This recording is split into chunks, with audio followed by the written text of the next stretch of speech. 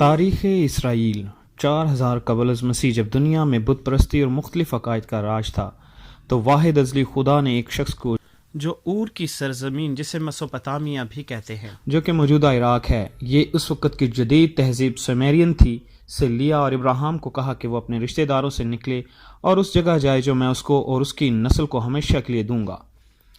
یہ جگہ ملک کنعان ہے جو ابراہیم اس کی نسل کو ہمیشہ کے لیے ملنے والی تھی۔ اس کو سمجھنے کے لیے حضرت نوح کی کہانی کو سمجھنا ہوگا۔ جب ساری دنیا ختم ہو گئی تو صرف نوح کا خاندان زمین پر موجود تھے۔ نوح نے انگوروں کا ایک باغ لگایا، جب اس نے اس کی مے پی تو نشے میں وہ برہنہ ہو گیا۔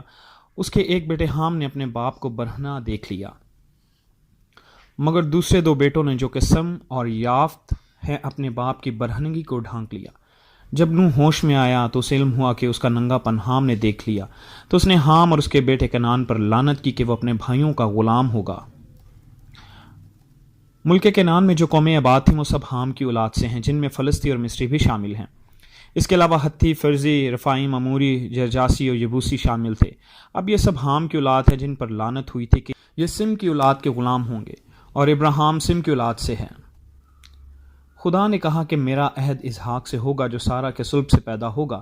دنیا کے سب قبیلے اس کے وسیلے سے برکت پائیں گے، چونکہ تو نے اسماعیل کے لیے بھی دعا مانگی ہے، اس لیے میں اس کو بھی برکت دوں گا اور بڑی قوم بناؤں گا۔ موجودہ عرب اس کا شاخسانہ ہے، یہ مال و دولت عرب کے پاس اسی برکت کا نتیجہ ہے۔ اسرائیل کی کہانی شروع ہوتی ہے ابراہیم اور اسحاق اور پھر یعقوب۔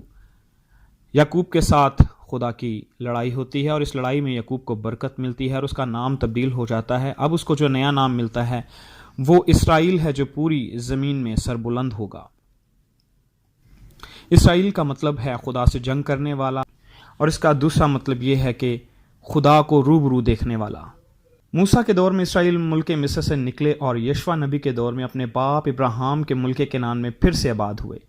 ساؤل نبی جو کہ اسرائیل کا پہلا بادشاہ تھا کے دور میں اسرائیل کو بطور ایک پہچان ملی، اور داؤد نبی بادشاہ کے دور میں اس ریاست کو مضبوطی اور وسعت ملی۔ اب اس ریاست کا رعب اور دبدبہ اس کے آس پاس کے دشمنوں پر رہا۔ اس دور میں ان کے جو بدترین دشمن رہے وہ امونی، موابی، فلسطی اور عمالیکی تھے، جن کے ساتھ اسرائیل نبرد آزما رہا۔ حضرت سلیمان کے دور میں ملک نے خوب ترقی کی، اور اس دور میں خدا کا گھر تعمیر ہوا جو یروشلم میں بنا۔ اس کا نقشہ خالصتاً آسمانی تھا۔ سلیمان کے بیٹوں میں سلطنت دو حصوں میں تقسیم ہوئی، ایک حصہ شمالی جو کہ اسرائیل کہلایا جس کا کیپٹل سامریہ تھا، اور دوسرا جنوبی حصہ جو کہلایا وہ یہودا تھا جس کا کیپٹل یروشلم تھا۔ بت پرستی دونوں سلطنتوں میں عام ہوئی، جس کی سزا خدا نے انہیں اسیری کی صورت میں دی۔ شمالی حصہ اسوریوں کے ہاتھ میں آیا اور جنوبی حصہ بابلیوں کے ہاتھ میں۔ پہلی دفعہ ہیکل سلیمانی ساری جل گئی۔ مادی اور فارسی کے دور میں پھر اسرائیل اپنی زمین کی طرف دوبارہ لوٹے۔ ہیکل دوبارہ عزرا کاہن اور نہمیہ نبی کے دور میں دوبارہ تعمیر ہوئی۔ اس کے بعد یونانیوں کا انقلاب آیا۔ مادی اور فارسی کے دور میں پھر اسرائیل اپنی زمین کی طرف دوبارہ لوٹے۔ ہیکل دوبارہ عزرا کاہن اور نہمیہ نبی کے دور میں دوبارہ تعمیر ہوئی۔ اس کے بعد یونانیوں کا انقلاب آیا، اسرائیل دوبارہ محکوم ہو گیا۔ لیکن اس دوران اسرائیل میں علوم کی ترقی ہوئی اور پورے پرانے عہد نامے کو یونانی زبان میں ترجمہ کیا گیا، جس کو ہفتادی ترجمہ بھی کہتے ہیں، جو کہ تاریخ کا ایک بڑا مارکہ تھا۔ اس دوران بھی یہودیوں پر مظالم رہے۔ پھر رومیوں کا انقلاب آ گیا جو کہ لاطینی قوم تھی، اور اس دور میں بھی اسرائیل پر مظالم رہے، اور مکابیوں کے دور میں اسرائیل نے اپنی آزادی کی جنگ لڑی، اور یہ آزادی کی تحریک رومن نے کچل دی۔ پھر مسیحا آ جاتے ہیں جو کہ نبیوں کی پیشن گوئی اور کلام کی نبوت کا مرکز ہیں۔ اسرائیل میں ایک نئی تحریک کا آغاز ہوتا ہے۔ مسیحا ایک ایسی بادشاہی کا اعلان کرتے ہیں جو اس دنیا کی نہیں، ورنہ اس کے حواری اس بات کے لیے جنگ کرتے۔ یہ بادشاہی آسمانی ہے، اور جو کوئی اس کا حصہ بننا چاہتا ہے اس کو ایمان لانا ہے کہ مسیح خدا کا بیٹا ہے۔ مسیح اپنی زندگی میں ہی ہیکل کی بربادی کا ذکر کرتے ہیں اور پھر اپنی دوسری آمد کا بھی ذکر کرتے ہیں۔ مسیح کے جی اٹھنے کے بعد 70 کی دہائی میں ہیکل دوسری بار رومنز کے ہاتھوں تباہ ہو جاتی ہے، اور یہودی اور مسیحی رومن کے مظالم سے تنگ آ کر دوسرے ممالک کی طرف بھاگ جاتے ہیں۔ اس کے بعد اسلامی انقلاب 638 میں حضرت عمر کے دور میں اسرائیل پر اسلامی حکومت کا قبضہ ہو جاتا ہے۔ اس دور میں تباہ شدہ ہیکل میں مسجد اقصی کو تعمیر کیا جاتا ہے، اور دعویٰ کیا جاتا ہے کہ اس ہیکل پر مسلمانوں کا حق ہے، کیونکہ ان کے نبی نے اس جگہ سے آسمان کی طرف سفر کیا تھا۔ یہودی چونکہ کم تعداد میں تھے، اس لیے مسلمانوں کو اس مسجد کے تعمیر کرنے میں کسی خاص مزاحمت کا سامنا نہیں کرنا پڑا۔ اس کے بعد صلیبی جنگوں کا آغاز نظر آتا ہے، اور اسرائیل ایک بار پھر لہو لہان ہوتا نظر آتا ہے۔ مذہبی رہنماؤں نے اس زمین کو ارض مقدس کہہ کر اپنے لاکھوں لوگوں کو مروا ڈالا۔ چرچ کو بہت دیر بعد احساس ہوا کہ مسیح کی بادشاہی اس دنیا کی نہیں جس کے لیے انہیں زمین کے کسی ٹکڑے کو حاصل کرنے کے لیے جنگ کرنے کی ضرورت ہے، بلکہ اسرائیل یہودیوں کی تھی اور یہودیوں کی رہے گی۔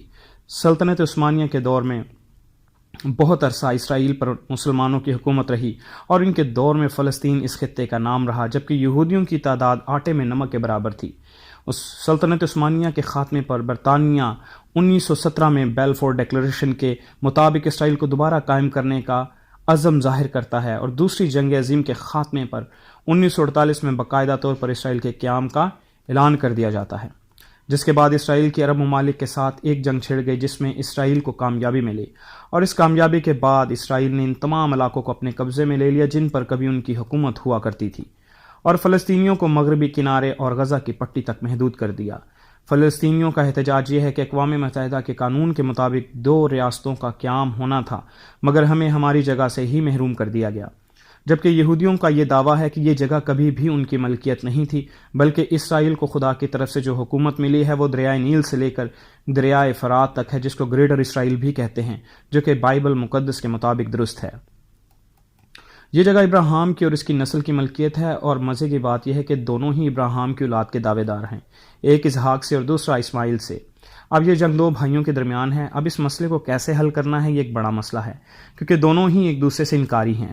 رہی بات مسیحیوں کی، تو اس جگہ کی اہمیت ان کے لیے یہ ہے کہ یہ نبیوں کی سرزمین ہے، دوسرا یہ کہ مسیح کی جائے پیدائش ہے اور آسمان پر سود فرمانے کی جگہ ہے، اور تمام نبوت کی تکمیل اسی جگہ پر ہوگی، اور مسیح دوبارہ اسی سرزمین پر اتریں گے۔ اور آخری پیشن گوئی بھی اس جگہ سے متعلق ہے کہ جب دنیا کی قومیں اس جگہ کو چاروں طرف سے گھیر لیں گی اور ان فوجوں کی سربراہی براہ راست خود شیطان کر رہا ہوگا، اس وقت خاتمہ ہو جائے گا، مسیح آسمان سے زمین پر اتر آئیں گے، اور مسیح اپنی پھونک سے ان تمام دشمنوں کو ہلاک کر دیں گے جو اسرائیل کا محاصرہ کریں گے، اور پھر وہ دنیا کی عدالت شروع کریں گے۔ ان دنوں پھر یہ خطہ خبروں کی زینت بنا ہوا ہے۔ حماس اسرائیل کا خاتمہ چاہتا ہے، جبکہ اسرائیل ہیکل کی دوبارہ تعمیر اور دریائے نیل سے فرات تک اپنی میراث واپس لینا چاہتا ہے۔ اسرائیل کا وجود خدا کے کلام کے مطابق اب تک رہے گا۔ یروشلم وہ شہر ہے جو ابدی ہے۔ اسرائیل کی میراث میں ہی سب کو حصہ ملے گا، غیر قوموں کو بھی انہی کی میراث میں حصہ دیا جائے گا۔ یہ بات روحانی طور پر سمجھی جا سکتی ہے، اس کو موجودہ اسرائیل کی زمین میں مت ڈھونڈیں۔ مکاشفہ کی کتاب کے مطابق ایک نئی زمین اور نیا آسمان ہوگا، اور یہ زمین خدا کے جلال کا گھر ہوگا، اور ہر قوم اور قبیلے سے لوگ اس میں شامل ہوں گے، خاص طور پر جن کے نام کتاب حیات میں لکھے ہوں گے۔ شریر اس زمین میں نہ ہوں گے، بلکہ وہ ابدی آگ کا ایندھن ہوں گے۔ ایمانداروں کو چاہیے کہ وہ مسیحی محبت میں آزاد اسرائیل اور فلسطین کی بات ضرور کریں، اور ان کے لیے امن کی دعا کریں کہ خدا اس خطے کو امن و امان میں قائم رکھے۔ لوگ چاہے اسرائیل میں ہلاک ہوں یا فلسطین، دونوں طرف ہی انسانی جانوں کا ضیاع ہے۔ کاش دونوں ملک بھائیوں کی طرح ایک دوسرے کے ساتھ رہنے کی خواہش کریں، آج نہیں تو کل جب مسیح آ جائیں گے ان کو امن کے ساتھ رہنا پڑے گا۔ کلام کہتا ہے کہ جب مسیح آ جائے گا تو ایک ایسا امن قائم ہوگا جس کا تجربہ دنیا نے کبھی نہیں کیا ہوگا۔ یہودیوں کو مسیح کا انتظار ہے، مسلمانوں کو مسیح کا انتظار ہے، مسیحیوں کو مسیح کا انتظار ہے، قصہ مختصر سب کو ہی مسیح کا انتظار ہے۔ لیکن مسیح کے آنے سے پہلے قدرتی آفات، جنگوں اور اسرائیل کا گھیراؤ ہونا ضروری ہے۔ بطور ایماندار ہمیں اسرائیل کی حکومت اور پالیسیوں سے اختلاف ہو سکتا ہے، مگر ہم ان کے وجود اور اسرائیل کی ابدی میراث سے انکار نہیں کر سکتے۔ دوسری طرف ہمیں فلسطین کے مسلمان بھائیوں کے لیے بھی دعا کرنے کی ضرورت ہے کہ وہ بھی امن و سکون کے ساتھ اپنی زندگی گزار سکیں، یہ ان کا بنیادی حق ہے۔